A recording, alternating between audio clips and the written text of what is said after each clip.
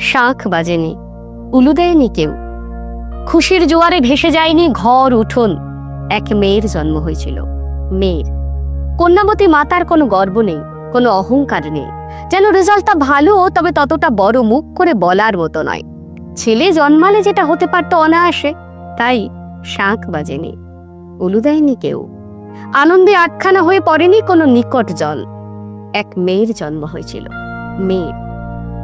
মেয়ে মানে দুশ্চিন্তার বোঝা, বাবার কপালে ভাঁজ, মায়ের চোখে সদা সর্বদা আতঙ্ক, পড়শির কুনজর, বন্ধু বান্ধবের মাঝে নানা দোলাচল। মেয়ে মানে খরচ, কেবল খরচ, আয় নেই। তাই যখন এক মেয়ের জন্ম হলো, হইচই হলো না এতটুকু।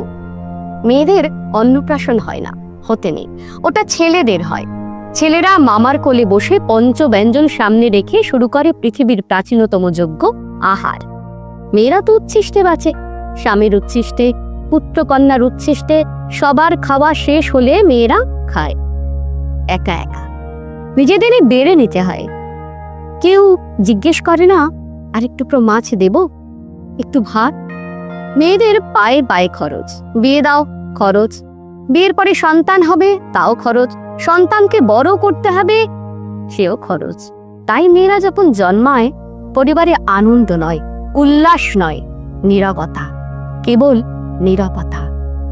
মেয়েরা নিরাপত্তাহীন, তাদের নিরাপত্তা দিতে হয়। মেয়েরা বিপদপ্রবণ, তাদের সামলাতে হয়।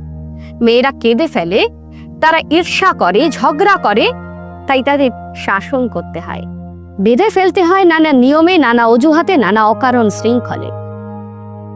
তবু সেই মেয়েরাই গর্ভে ধারণ করে পুরুষতার। অমল যে পুরুষোত্তম শ্রীকৃষ্ণ, তারও গর্ভধারিণী আর পালনকারিণী দুজন মানুষই মেয়ে।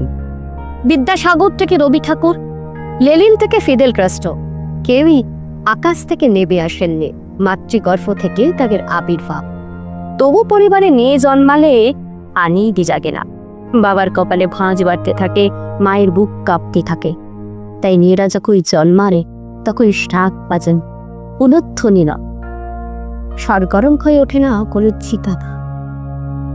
অসুর দলনী লগ্নে সমস্ত পুরুষ দেবতাদের শক্তিতে মিলিত হয়ে যিনি দুর্গতি নাশিনী দুর্গা হয়ে, দশপ্রহরণধারিণী মা হয়ে এগিয়ে আসেন ত্রিশূল হস্তে, দিগন্তের রণদুন্ধুবে বাজিয়ে, তিনিও মেয়ে।